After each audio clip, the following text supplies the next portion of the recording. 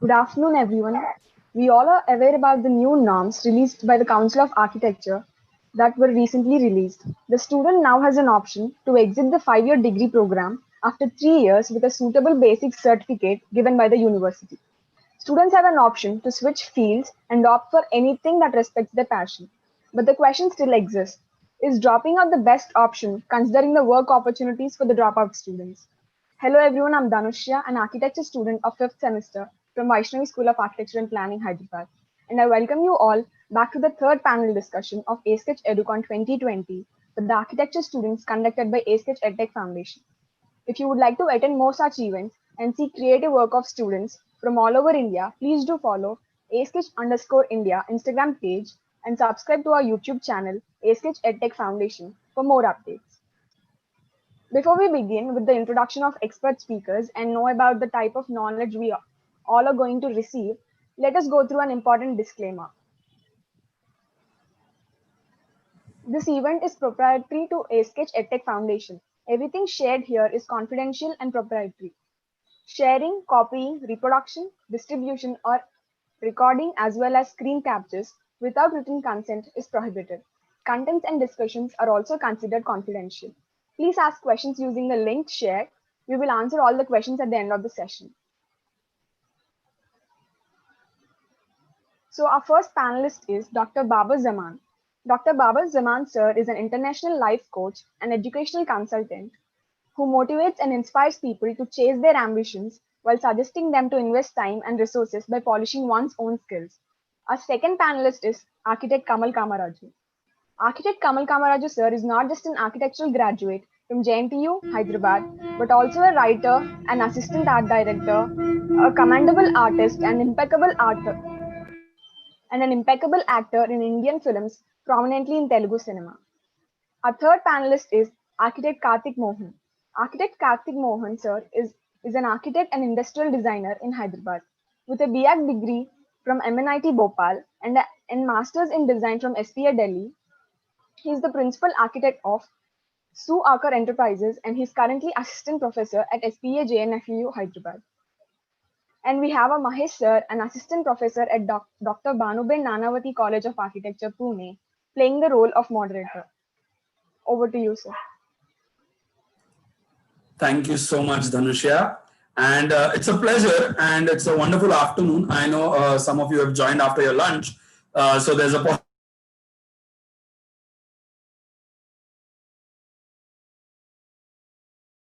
panel we have today and the questions that we are going to discuss are very, very relevant and important to all of you. I'm going to just run through some questions, but before I run through some questions with all three of our panelists today, we have Dr. Babar Zamaan, who is who's not just guided students academically, but works as a life coach and gives direction to students and people who seek guidance from him. Kamaraju is not just an architect, but an actor, painter, photographer as well. And Kartik, who not only teaches at the BArch level, but has an industrial design background, which allows him to work with parametrics and product design and stuff like that. So the variety is large and all of them are doing well at their lives, but they have not dropped out of what they were doing. And that is the question of the hour. Should you really drop out of architecture just because the new national education policy is telling you, okay, 1 year done, take a diploma certificate and go off. 3 years done, take a diploma and go. 5 years done, get a BR. 7 years done, get a MArch. But is it really a recommended way of learning, or is it really a recommended way of going ahead with things? We will come to that later, but to understand where our panelists are coming from, I'm going to start with Dr. Babar to ask him what has his journey been like? What are the milestones or key events in his life that has made him what he is today? He has a doctorate and at quite a young age, so makes a difference. So please, Dr. Babar. Right, sir. A very, very good afternoon to all of you. Mr. Dr. Mahesh, am I audible to you? Yes, absolutely. Yeah. Right. First of all, I need to thank Asketch and Education Foundation for having us. I acknowledge the presence of Kamal, Kamaraju, Kartik, Mohan, Ibrahim Sabtullah, and all the amazing youngsters who are organizing this program. Because the most fascinating aspect of these virtual programs is when youngsters come forward and they organize such programs. That shows that how youth is serious about their careers, how concerned they are about their fellow classmates who are changing their careers and options. And it's so important in current times that we need to keep checking our current activities and what our plans, our futures. As you just asked me about a little bit about myself, I keep it short and simple.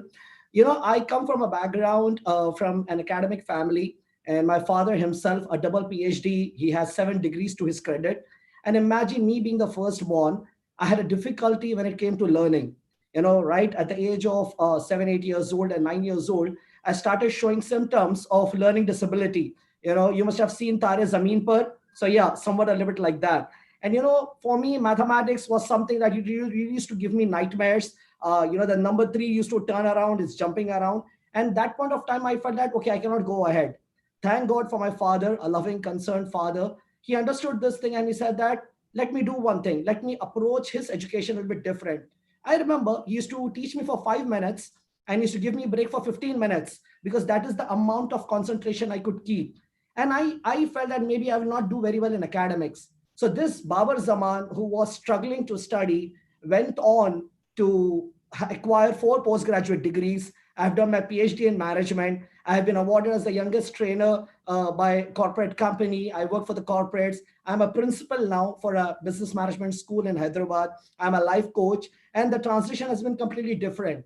Why? Because at the right moment, at the right time, the weakness was identified and it was worked upon. And I'm grateful to my father, and I'm grateful to a lot of people who I allowed to inspire me.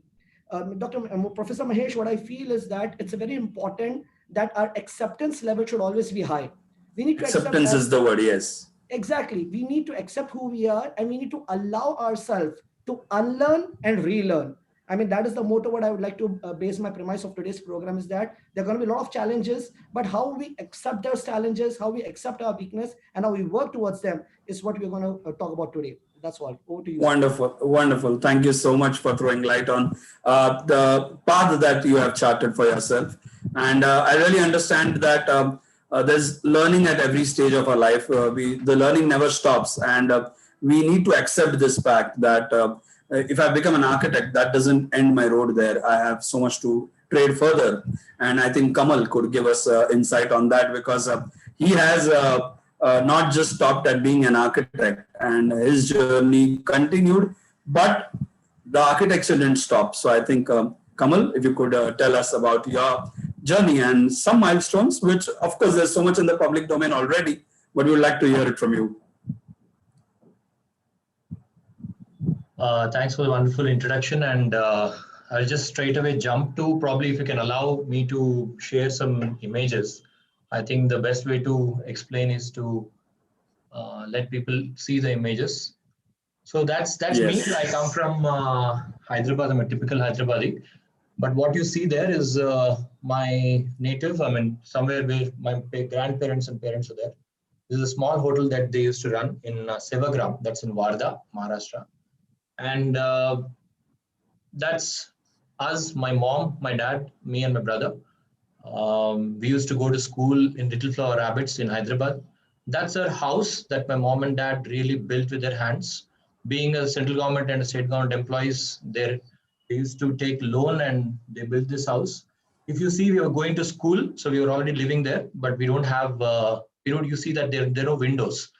And that's how, our journeys have started. My mom and dad, they really did well to make us, go through this kind of thing. I'm showing this especially to make people, the students understand where we come from and how we basically, what it imparts us in our journey.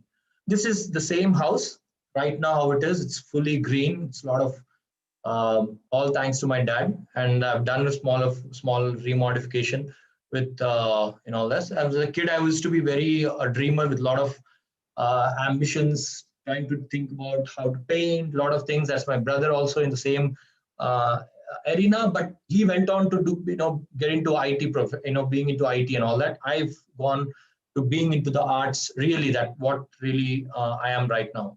So I did a lot of things as a kid. Used to do drama, used to do dance. This was in 9th or 10th standard, where you can see already I have mustaches, but I was made to dance as a girl.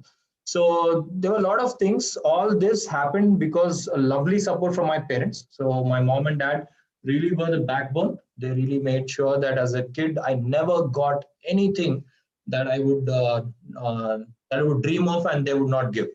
Though they came from a humble background, they made sure that everything was provided. So it's really surprising. And this is me in college. So why I'm showing this again is that I made sure that whatever I used to do as a kid, it translocated myself, that those dreams onto the college also. This was in JNTU. So this is a case study that I've done. I've done a case study called Live Entertainment Architecture. So I'm just showing this so that you follow the link of what I'm doing right now. So what Live Entertainment Architecture, restructuring Petla as theater. So instead of coming up with thesis topics like probably college, school, or anything, I thought I'll do something about why and how architecture can be entertainment by itself. So I chose a place called Petla Burj. So if you basically, to give a small gist, it says Petla Burj as theater. It's like saying Mumbai as theater. So suddenly the entire connotation changes. Theater in Wankhede or somewhere, similarly saying Wankhede as theater. So you see architecture as entertainment. So our entertainment carried on. So I left architecture. I wanted to run away from architecture after finishing my 5 years of course. I'm a typical person who would not want to believe in formal education. So I finished my architecture. I started taking the journey of learning life in general. So I landed up doing art direction, art department. I worked as a writer. Then offers came through as an actor. So this was one of the first sets that I was in. This is director Shekhar Kamla explaining the scenes to me.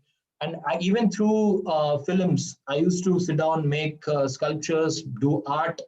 I did a lot of art during that time. And I played many roles in many films. And this is a film that's about to release. This is a film that's going to release on November 13th. This is my wife. She's now very strong support and a part of my life, and she's Supriya. She's from Bhopal. She's a Bengali by mother tongue, and she's a great. I would say she right now gives a lot of life and love to me in whatever I do. So these are a few buildings that I've done. I've used a lot of natural materials and all that, and this is a film that's releasing on November 13th. So life in a gist, there's too much things happening. I could just run through. I didn't want to waste more time. Yeah. No. Thanks for giving us this overview, because it's very important to understand what is happening with your life, not just because you were an architect. You didn't limit yourself to what was to be done. Like Dr. Babar said, that at the age of 8 and 9, maybe he didn't know what needs to be explored further. He probably didn't know how to learn further. But having a parent or a father, or like in your case, mother, father, both trying to support your dreams and trying to tell you that you have it in you, just it's up to your will to push yourself further and do things. And that is where you then land up, you do your passion as well and the profession as well, both. So thank you, Kamal, for your insights of Life in a Gist, like you said, wonderful. And we're looking forward to this movie on 13th. I was just seeing a promo the other day on your social media handle. Kartik, over to you. You've studied in 2 different states, and now you are teaching in a 3rd different state right now. So from Bhopal to going to Delhi and then coming to Hyderabad and teaching. How did this all happen? Tell us. Well, I am actually from Hyderabad. This is my hometown. And I come from a background where my dad's an architect and a planner, more of a planner than an architect. And there's several people in my family who've studied architecture. So I was exposed to it at a very early age. But there was a very strong, there was a very strong opinion that my family had that I should not study architecture. But I had the aptitude for it. And it just somehow happened. And I wanted to get out of Hyderabad to explore, a different state. So that was my motivation for leaving. I think that was one of the most interesting things I've done, because NIT Bhopal was not an architecture college or a design school exactly. It was an engineering college which had an architecture department. So that was a very interesting experience for me, because I got to meet people from all these various backgrounds from all over the country. And when I further went down to study industrial design at SPA, that was a super unique experience, because that was purely a design school. So the intentions and motivations of the people there was completely different from what I had experienced in Bhopal. It's very interesting to hear the other speakers talk about, after studying architecture, you feel like, okay, maybe don't want to do it. That was kind of similar even with me. I was very confident about when I got into it that I wanted to be an architect. But when I got out of it, when I reached my final year, I was pretty sure that this is probably going to take some time for me to get into. So I decided to change the scale a little bit. Architecture, it has a slightly larger scale. So I thought industrial design or product design would allow me to analyze things on a slightly different level. So switching streams from, architecture opened my eyes to certain things about the built environment, but industrial design completely devastated me. It completely destroyed my perception of the world, because I understood a little bit better about how things are made and how industries function, and how, there are so many holes in the way we consume products. And I really didn't, I was in a very bad place after I finished my master's, and I had no idea what I wanted to do. But fortunately, I had some very interesting teachers who managed to kind of give me the appropriate guidance to be able to pursue things that are valuable to me, that I think are useful. So architecture, I still do some things, but I'm still exploring certain concepts where I want to do like appropriate technologies and things like that. But industrial design, I think, is something that I really, really love. And I've kind of shifted away from the idea of mass production in industrial design or product design. I'm working with certain craftsmen and things, to, like revive certain things, like beautiful things like Bidri craft, for example. That's one of my favorite things about Hyderabad, that the fact that something like that exists, and it's almost kind of fading away. So work-wise, primarily I focus in that area at the moment, and some architecture. And then, of course, after all these years of studying, I still feel like there's so many things I have missed out and I wish to explore yet again. So I think teaching is an excellent way to do precisely. Yeah, I will definitely agree with that, because I've been teaching for 10 years, and I've realized that once you get into teaching, you are actually in a continuous mode of learning for yourself as well.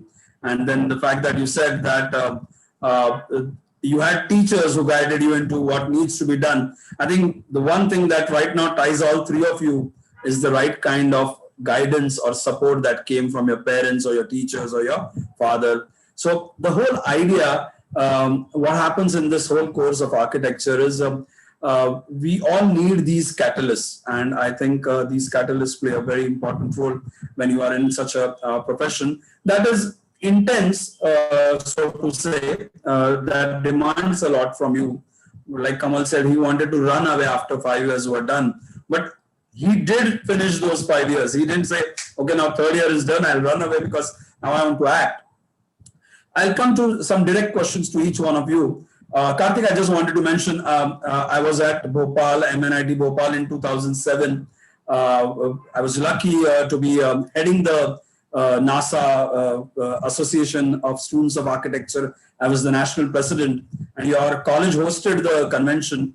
And that is when I went across the campus, I met town planners, industrial designers, I met transport engineers, I met engineering students, and I realized that architecture is not like this. Architecture is wide spectrum. It just doesn't teach you one specific thing that needs to be learned. It has a lot of genericness, and it's very sporadic, and it allows you to grow further. One of my questions is going to be based on that. So starting with some direct questions, and Dr. Babar, sorry, but this is an obvious question to you because you've been guiding young minds in their careers. What is that one thing, I know there are many, but maybe that's something that comes to your mind immediately, that you have realized is so different about this Z generation in terms of their approach towards choosing their careers? Because you see such diversity in their temperament. What do you think that that is so different about this Z generation? I'll just say there are two things basically. One is the freedom of thoughts. The kind of the permission which the society has already given them, or they have snatched it from the society, is that this is our decision and we are allowed to choose. That is something which we didn't had when I'm talking about Generation Z, I feel so old, as if like an old man, I'm talking about the youngsters. But you see the choice, the freedom of thoughts they have. And the second is, which is a very, very something that will bother, and I'm sure the other panelists will agree, is the overdose of information. The amount of information that is available has left our children, the young generation, the ability to make a decision, the ability to look at the nature, the scope, the challenges, and the possibilities of the choices. So, the freedom of thoughts and the overdose of information has left them more confused. So that is one thing that I think has been a little bit challenging when it comes to choosing careers. Well, I think that's perfectly, very well told you. Yeah. We do live in a golden age of information. I think this is something that is really important. I believe the students listening to this should definitely exploit the idea of learning, not necessarily from books, but there's so many sources that you get through the internet. Really, really important. Yeah, that's true. No, very important point that Dr. Babar made, because the kind of overdose of information also confuses you further, to also not allow you to choose what is right, what is wrong. I think that also is a problem. My next question, and again a little obvious to Kamal, is since you are an actor, a script writer, a painter, also an ace photographer, but most importantly, you are an architecture graduate. Tell us how being an architect has added value to everything that you have been doing in your profession. I would say vis-a-vis both ways, there has been a wonderful transition. So I do painting, I do art. I like in the morning, 4 o'clock, I'm generally painting. I get ready, I go to my shoot at around 6 o'clock. Sometimes my caravan is filled with my staff and we're working on some architecture designs. So my day is generally not a usual day like how probably it would be for an architecture and for an architect. But I do go to my site visits, I do all these things. But in between that, I do also listen to my stories. So after the site visit, I go sit and do that.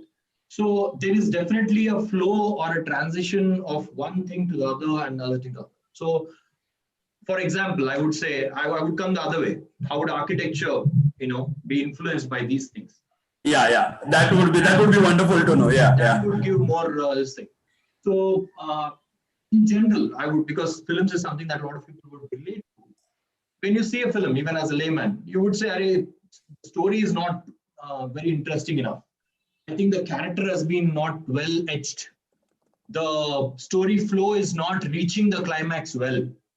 अगर ये बोलना होता तो climax में, if you want to tell this, then why in the climax you had to tell this? In the beginning, why do you? So the character. Why did you confuse us? Why to confuse us? Or someone would just randomly say that, "Arey, they forgot about this character. They've been talking about this character, but in the end they completely forgot about this character." So in a way, what happens is, so if you come to architecture, the storytelling, the character, when I say character, that is the materials, the workmanship of the materials, all that remains same. So why and how these characters are so important in a building, why certain material is important, why certain storytelling is important, like where would the entry be, why would you reach, when you enter the building, what would they want, what would you want them to see first? So even in a film, last May, when you see the film, what would you want to see? Do you want to see them the main protagonist or background mein art direction? So you want to make combine everything. So in architecture too, I've seen that this has really helped me while I'm designing my buildings. I make sure that the story is told well. The story of architecture, the audience. When I say audience, the user of that building. User of the house, yeah. How they use the building, and then how they transition through each spaces. And finally, what do they see as materials, and whether that material, the workmanship of that material is seen well or not. Similarly, when I'm doing, when I'm doing films, I usually approach the films from as an architect. How does that character evolve? And when I talk about this, I have to explore, slightly elaborate on it. We somehow assume that architects are the only sole bearers of understanding all this. It is not like that. In fact, when I finished architecture, why I wanted to not run away from architecture, I want to explore, not just run away, but also learn about other streams of of art forms. So in films, people actually explore a lot about how, even to tell a scene, how the scene is to be lit up. The other day I was telling some of my people at my site that we just come, we tell about some things, we go back to office, we think we work on something else. But in films, we give a time of about 15 days, 20 days. The cameraman sits there every day morning at 6 o'clock, having coffee, having breakfast, having lunch, and having dinner there, and thinking what should be lit for my face, how the eye should be, highlighted. So why as architects we don't do that? So we have to combine these things. We have to understand these things. So I always have been thinking about all these things all the time, and I think as an architect we have to explore all these arenas, come back, understand, again go back, and that's what we do even in films and acting and also in my art. Yeah, I think that synergy has to exist. And like you said, while designing a house, why don't we look into lighting design as seriously as you would do on a set design as well? So it's very important. And like you said, it's true. It works back and forth, and all the knowledge that you gain never goes waste. And what Babar said also said that he has 4 postgraduate degrees, and I'm sure each one of the specialization helps him answer a typical problem that comes from a specific student. This is very necessary. No knowledge goes waste. And his question has just come to me saying, I also think just in my second year, and I still every day think that I want to leave architecture. So my next question is to Kartik is about, you have been teaching for some time now. I'm sure you've had the opportunity to interact with the young minds. Can you tell us where exactly do the students start feeling this pressure of wanting to drop out? Well, I guess it comes from it's really like got to do a lot with the peer dynamics, like how they interact with each other. I guess the one thing I would advise all young students of architecture, who are listening to this, is that it's important for you to not think of yourself as like one individual who's competing against the class. It's something of a collective that you got to support one another rather than be like, or have that one-upmanship. I think that's where a lot of damage happens. People get really affected by that emotionally. I think there's like pressures from sometimes there's pressures from faculty also, and sometimes there's personal situations where supposing they're going through some financial difficulties or some emotional turmoil that tends to dissuade them completely from the idea of the course. The course can be quite challenging and very demanding at sometimes, but I believe if you have the right kind of environment, if you have the right kind of support, like from your friends and your peers, that can really make a drastic difference. I worked in Dehradun, DIT University, before I was working in JNAFAU. And that was a private institute which was run by ex-army and military personnel. And it was a very weird and different environment because everyone had uniforms. I mean, the students would The discipline level was too high. Discipline level was completely different. And it was a private institute, and it was also an engineering college. So there was a range of different kids coming from different backgrounds. And there was so much, there was such drastic, like the architecture department was the most expensive course in that college. And it was the most well-equipped institution I have ever seen in my life. It was beautiful. It was amazing to work there, and the range of people that came from different parts of the north. It was really remarkable, and there I met some people who kind of had issues with one another, and I would always try to kind of tell them that it's not ideal to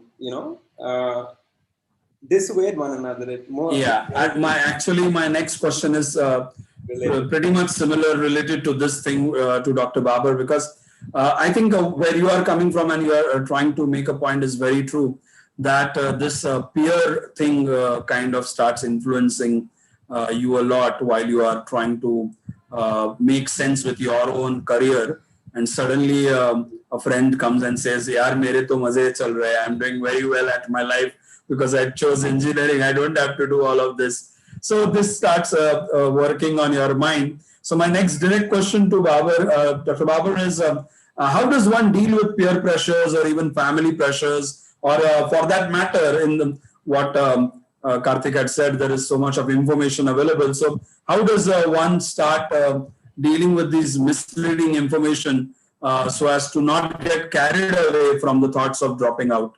What is your recommendation as a life coach or a person who's always guiding students? It's always better that, when you take examples from your own life, it becomes more, the conviction levels goes quite higher. When I was hearing Mr. Kamal, Kamaraju and Kartik, Mohan, I believe that behind every champion, I mean, for me, these two guys are champions. So behind every champion, there's a struggling story. Like everyone who's a champion has some story. There is a story of struggle. But we never get to hear that side of the story. We always look at the results. You are Yeah, doing well, you are doing that. the When you rosy look picture at of it. the rosy picture, now you have a 18-year-old guy who is doing his graduation first year. Either he has chosen Bachelor of Arts, where he is doing liberal studies, or he has chosen medical education. The choice has been theirs. So you cannot compare that medical education ki padhai zyada hai, it's very difficult, and your studies is easy. Nobody forced you to do BA, nobody forced you to do medical education. Raha sawal peer pressure ka, trust me, I mean, I come from a previous generation. At my time, getting into engineering or medicine were the two only options. Either you to become engineer or you become medical. And आपको मैंने अपना background बता दिया है और मुझे वो दोनों भी वो डिफिकल्ट लग रहे थे and my entire friends fraternity are all doctors and most of them are engineers and I got a free seat in Deccan Medical College. I mean, I wrote an exam and I was getting a seat over there, and I went up to my dad and I told him, look into his eyes, said that, Dad, I can't do this. I don't think I'm cut out to become a doctor. And my dad looked at me and said that even I feel so. You're not cut out to become a doctor. So that point of time, I did not know what I want to do, but I knew what I can't do it. I knew what I can't do. So the choice was already made. And then my father introduced me to the field of social work. He took my hand and he said that, look, there's a course called this Bachelor in Social Work. And this is something where you're passionate about helping people.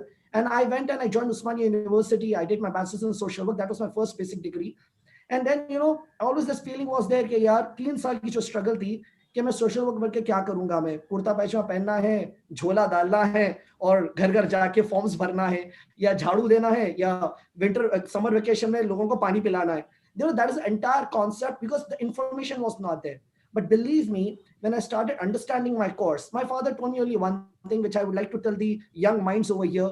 People who are attending this program, I'm sure you're not planning to drop out. If you are, or if you feel your friends are dropping out, remember one thing, that you must have heard about Jack Ma. He's the owner of Alibaba.com, the very, very successful e-commerce business. He said it, and I quote him. He said that whenever we start a journey, we start a journey with a plan. We have a dream. You dreamt something and you start that journey. And while you start your journey, you realize that the journey is not so beautiful as you imagined. There are going to be a lot of hiccups. There are going to be a lot of peer pressures. There are going to be struggles. There are going to be a lot of setbacks.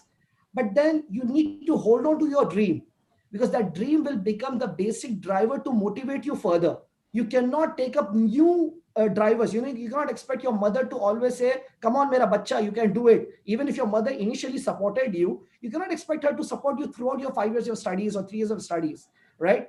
The dream was there. You set your mind, you have either you went by choice, you went by chance, you went by passion, you went by force.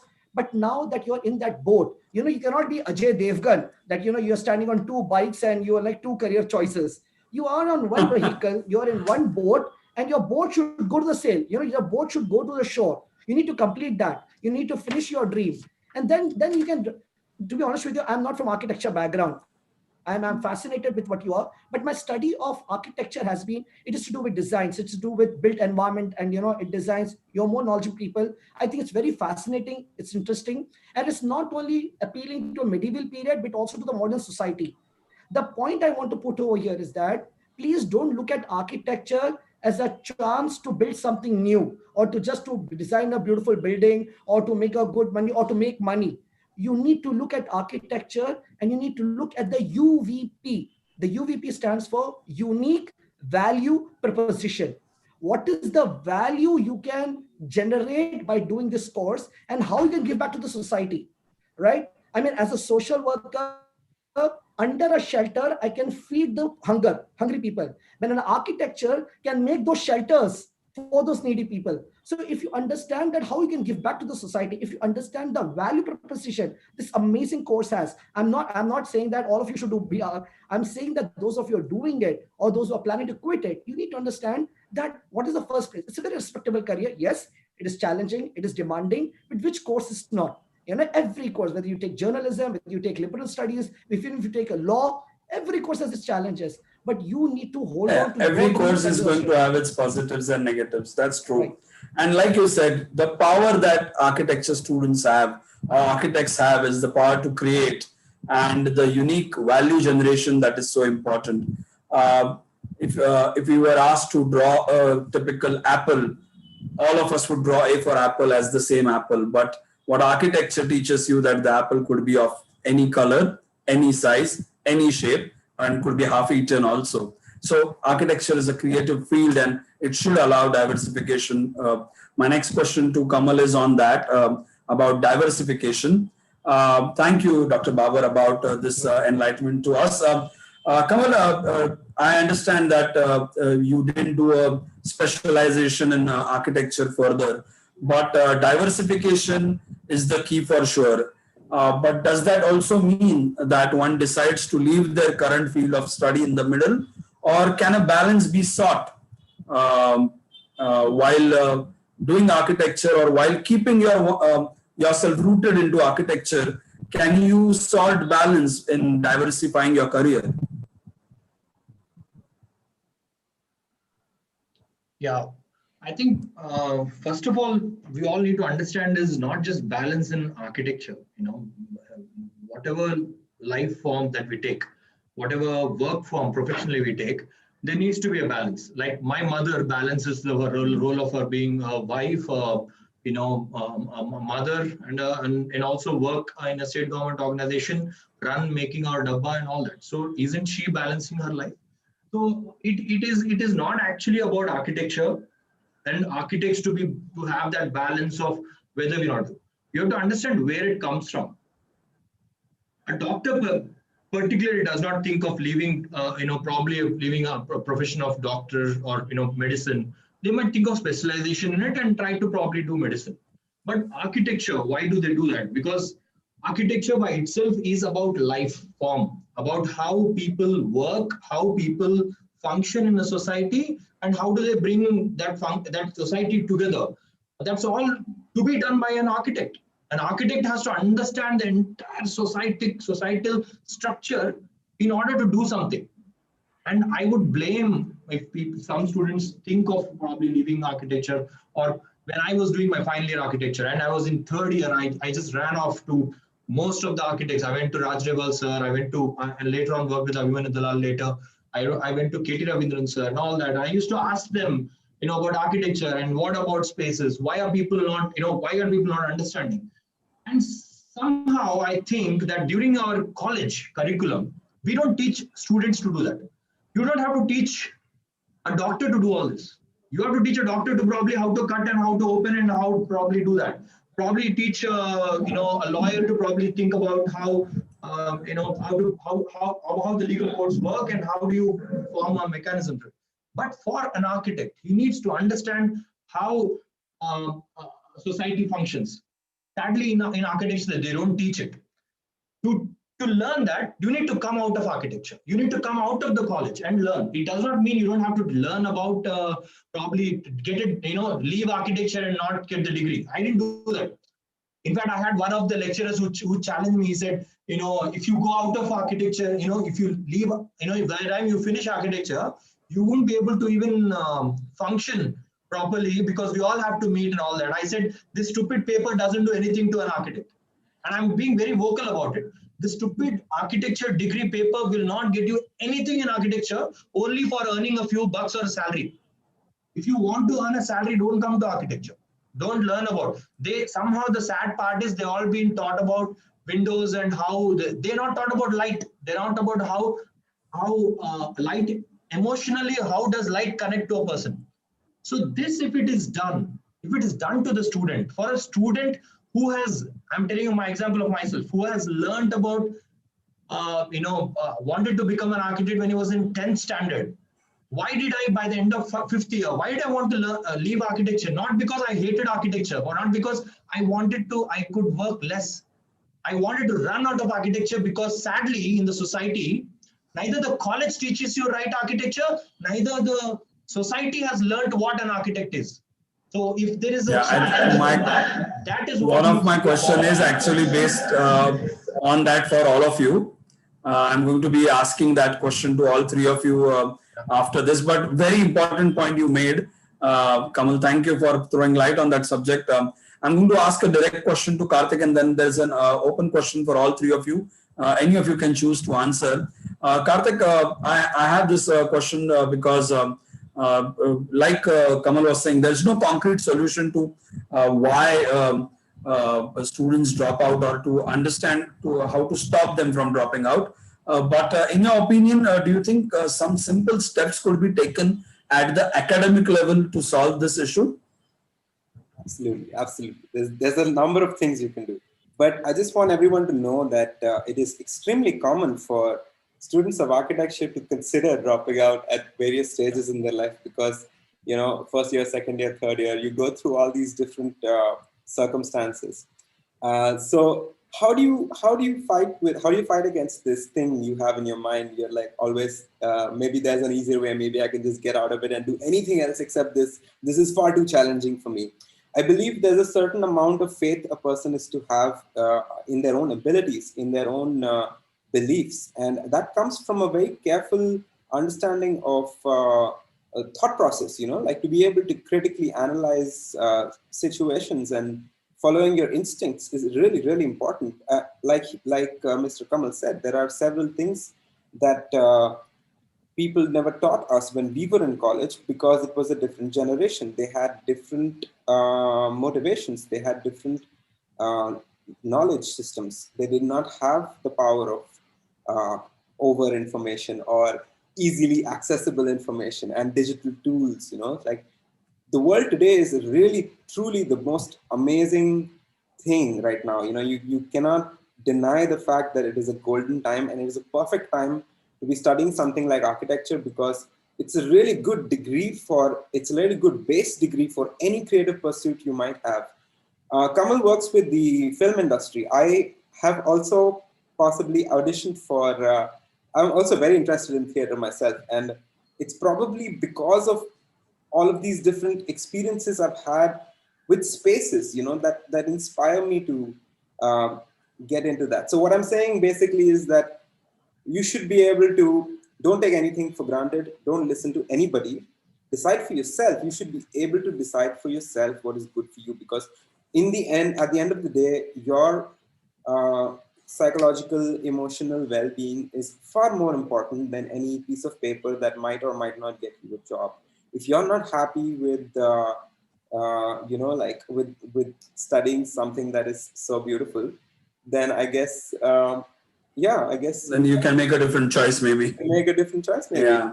Yeah. My next question actually is again linked to this answer of yours, and I'm going to go ask Dr. Babar first. Do you think the demandingness or the intensiveness of the course itself is the problem, or do you think for the current generation, their own temperament is the problem? This one, and I'm not talking about architecture, let's say, for any student to drop out of any curriculum he or she is doing, do you think it is their temperament that is causing the problem? Or do you think the way Kamal mentioned, the way currently architecture is being taught, probably that also is one of the reasons why students don't really fall in love with it? Professor Mahesh, first of all, let me appreciate the questions you have designed are fantastic. I mean, I think, all the participants must be really enjoying and they're feeling that Professor Mahesh is speaking for us, because these are the questions, they all have this. And what Kartik Mohan, the question you asked Kartik, and the Kartik, the beautifully how he explained it, and I want to continue and I would like to answer the query you said that about the demand and the temperament. You see, basically what happens is that when you are making a decision, right, you try to acquire all the information possible. Like, for example, if I want to do a nursing course, I want to become a nurse, I try to find the best institute, the fee structure, the scope, the advantages and everything. And then once I get into the academics, into the practical, I start the course, I get lost into the operations and the way the course runs. And somewhere my initial information gets lost. And then a point comes in that how did I land up in this course? What made me, how did I come over here? What made me come to the third year, and I'm still deciding, because I had a few friends of mine who chose petrochemical engineering. They were in the third year and they started asking themselves that how did I end up here? So since Kartik is from academics, I'm from academics, you're from academics, what I feel is that this is a very important role. Even as education institutions, we play a very important role. How we need to do reorientation of the course timely. Every product or every service when you buy, there are three things: FAB, features, advantages, benefits. Right? That's it. So as an academician, it is important that we keep revisiting to the features, advantages, benefits, adding to it the scope, nature, and challenges. Because these youngsters, they have so many things to worry about. They have peer pressures. You are talking about macro environment and minor environment. I know I can control my own issues. I can get up early in the morning. I can do yoga. I can meditate. I can do. But I cannot control my friends who make fun of me. I cannot stop my parents who crib about me. I cannot stop my teachers who say that what work I'm doing. Whole day I'm sketching. At the end of the day, just tear this paper on you and you throw, they throw it. So I cannot control that, right? What I can control myself. But at the same time, as academicians, I think reorientation of the program, calling experts like you, like for example, this program, this particular virtual program, I think is an orientation program. And I think this should actually be promoted because this is reorientation. You're hearing from experts. So reorientation is my thing. Very, very important. Yes. That's what. So reorientation is the word I would like to talk about. Lovely, lovely. Reorientation. I like that word. I'm going to note it because as a teacher, it is very important for me to reorient my own students as well. Kamal, I'm going to ask you a very tricky question. Though you said that this was you always wanted to learn architecture since 10th standard. But do you think there is a confusion between passion versus profession versus hobby? That is why students start dropping out. What do you think?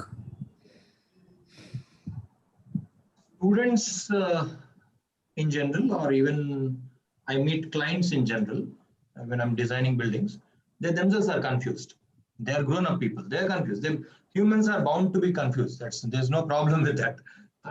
I myself am confused many times. Even when I'm playing a role, when I'm telling a dialogue, I sometimes try to understand. I get confused. I walk into the forest. I walk through, get out of my caravan, take a walk, and try to understand how it's been told. So being confused is actually fine. It's okay to be confused. It's okay to be confused. Yeah. Importance and yeah. So what I think is that where the main issue would come is that people fail to first understand why they want to get into architecture for. If you streamline your thoughts, understand why you're getting into architecture.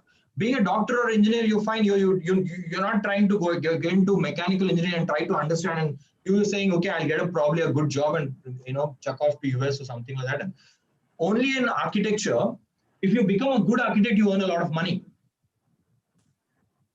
If you become a Chichora architect, you don't earn much.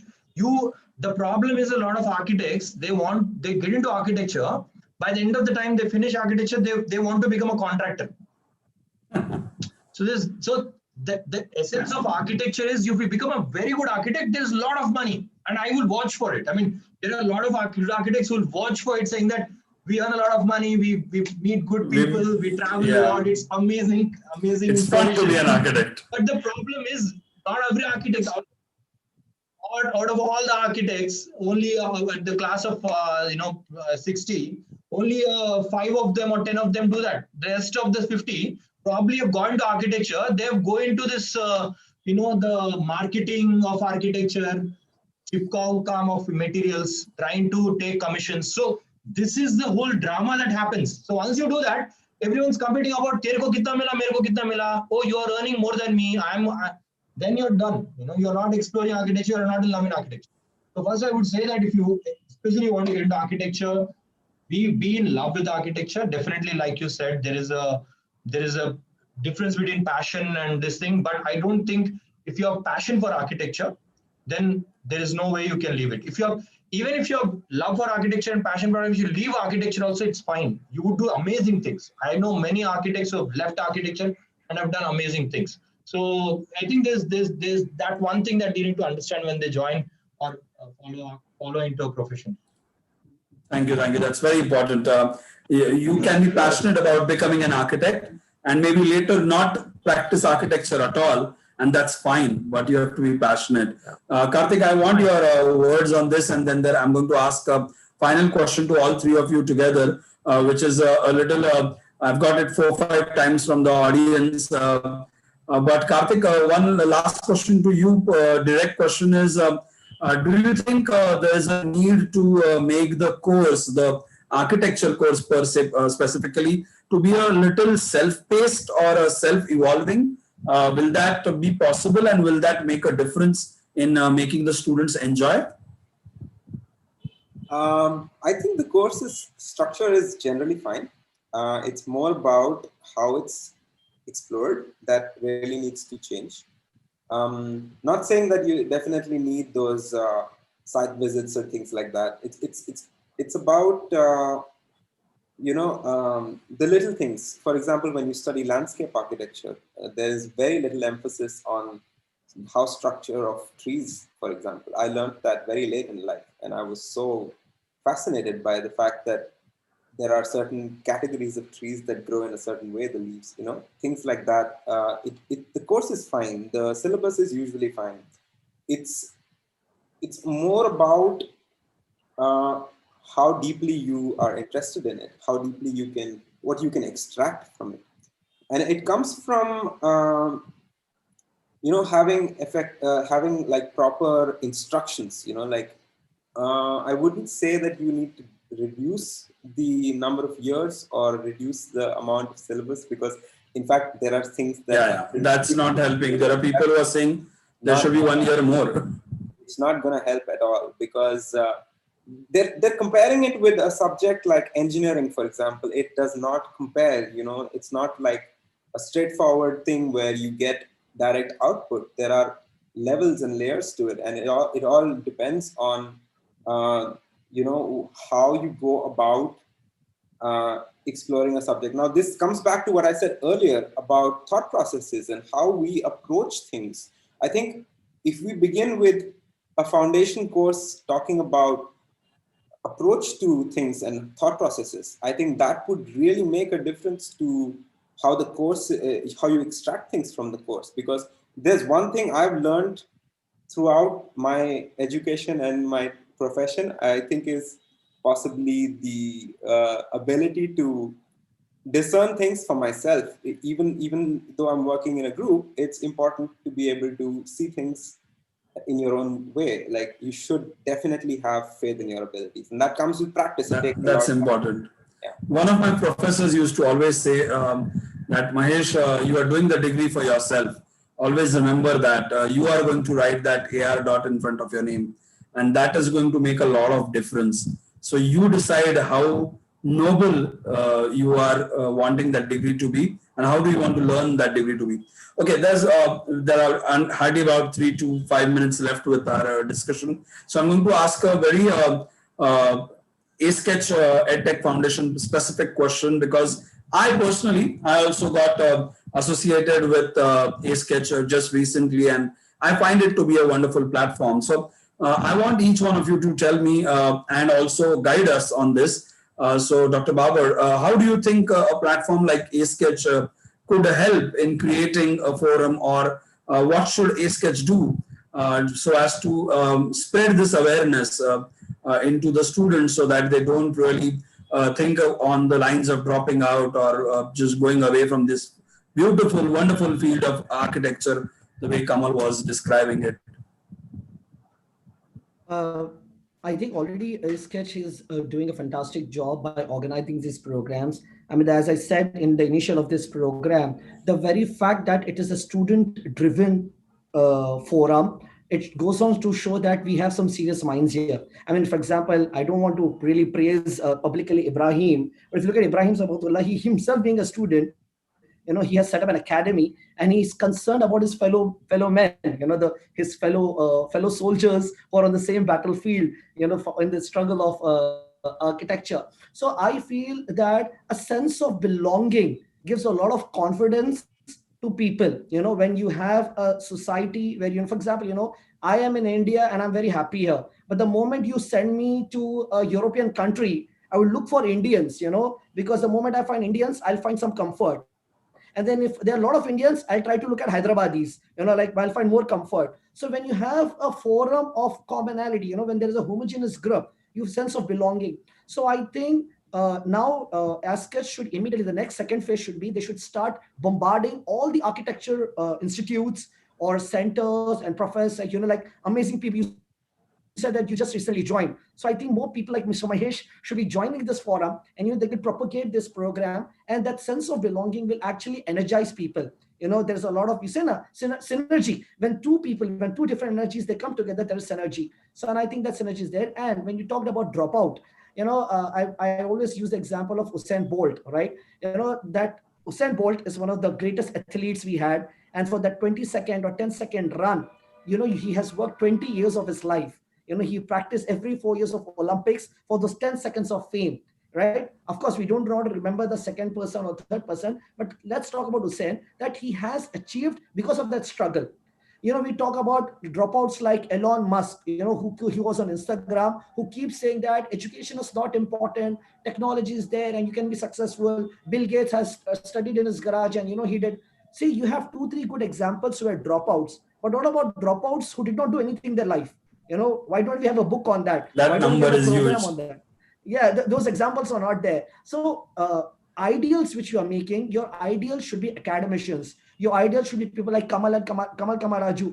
People who have completed which they started and they have kept that passion. आप एक soldier को देखिए sir, आप soldier army में जाता है, उसको एक मेडल मिलता है, फिर वो कुछ सर्विस करता है तो उसको मेडल मिलता है. तो you keep adding those feathers to your hat, right? You are into architecture, finish your course. Why are you talking about quitting? You don't be a quitter, be a finisher. I'm not saying that be successful, but at least be a finisher. And फिर देखते हैं. So that is my message I would say. Wonderful. Thank you so much. Kamal, your words on that? I think wonderful. Whatever you guys are doing is brilliant. It first time I'm realizing, as in, right from the college that I used to say about, is that the students have to have the right to choose what they want to learn. They have no reason to learn from half-baked, half-knowledged. Some lecturers, many of them are wonderful. There are few lecturers which are half-baked. And why should they learn from them? Because in architecture, you need to be very, very sure. You just have 5 years. And after that, you will long struggle. And they need to be right on the page. And I think A-Sketch gives you that platform where you have the right now to choose what you need to learn. And you guys are doing wonderful. Just pick what you have to learn, and you should take more input from students, not from any one of us. Of course. Pushing that serve the students. Yeah, fire it. And I think guys are already on the job. It's fantastic. Great. Thank you. Thank you so much. Kartik, your words on that?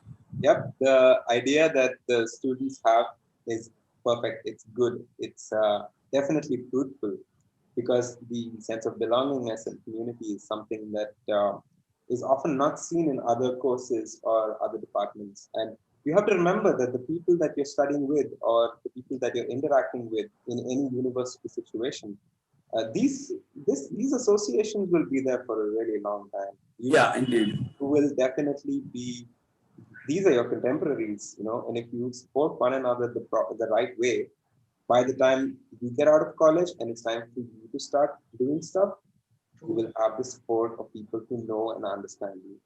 Think of it in the long term. Don't think of it as, like something. It's just a degree. It's not just a degree. It's way It's more. not just a degree. It's way beyond a degree. Yeah, that's true. Way more. No, thank you on that wonderful sentence. It's not just a degree, and everybody should understand that very, very seriously. They should take this sentence.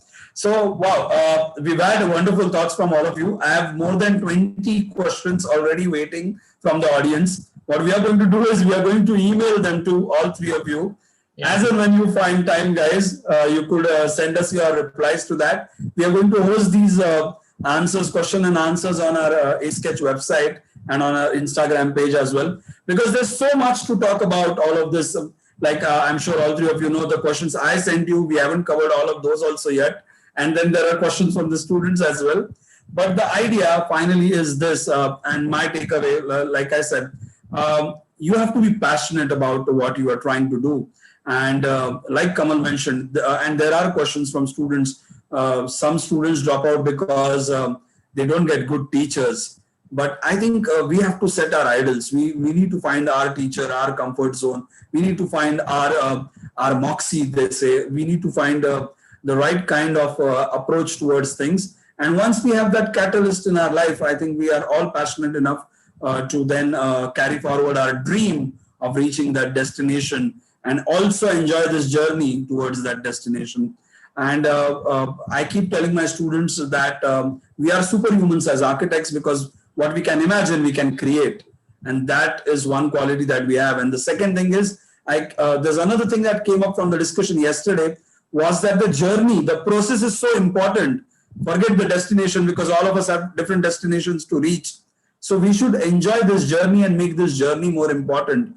And like Dr. Babar said, don't take up idols for the work they do, not the fact that they have dropped out. Look at invention from Elon Musk as an invention, and not just because he didn't do school, he could invent things. It's not that. So the right idols and the right attitude to gain the right aptitude is very important. So thank you, all three of you. It has been a pleasure listening to all three of you, your ideas, your background, your stories, and the wise words that you shared with all our audience today has been superlative. Thank you so much for that. I'm going to hand it over to the host for the session to make a conclusion of this. Right. It was an honor to have you. Thanks, sir. Thank you, sir. Firstly, I would like to thank Mahesh, sir, for putting forward our all queries and issues so perfectly in front of the panel. I really thank you. And I thank all of you, Kamal, sir, Babar, sir, and Kartik, sir, for taking your precious time from your Sunday and spending for us. And I think with this discussion, we all got to live 3 different journeys of all you people. And there is a lot of wisdom to take away from this discussion for us. And every student out there is texting me, finding this relatable, and everyone out there got the part, you can do it, sort of confidence from this discussion. I thank you very much for this precious words and amazing discussion. Thank you, sir. Thank you very much. Dhanushya, you're doing a I think good it is job. one of the best. Yeah. Yeah, Dhanushya, you're an excellent host. I think you're doing a great job. Thank you, sir. Thank you. Yeah, and something that is hosted by the students, organized by the students, makes a lot of difference, because they relate, like all three of you have been saying, that peer learning, peer relationship is very, very important. And it is one of the most enjoyable Sundays that I have had, especially in the afternoon post-lunch session. So thank you, all three of you here. And it would have otherwise not been possible because this forum has allowed all three of us to know each other across the screen. And probably that's one of the benefits of the pandemic as well, to look at it positively. So thank you, A-Sketch, for this opportunity. And those of you who have attended this session, I'm sure you have a great takeaway. Please scan the QR code that is on your screen right now, and please fill the feedback form, because your feedbacks are very important to generate new ideas, take new events, take this discussion forward onto other forums and other platforms. And the link is also in the description of this video that you are enjoying on YouTube right now. Thank you, Dr. Babar. Thank you, Kartik. Thank you, Kamal. It is a pleasure being here. And thank you, A-Sketch, for all of this. Thank you so much. It was a pleasure and honor to share the screen with all three great people. Thank you so much for having us. I feel very humbled. Thank you.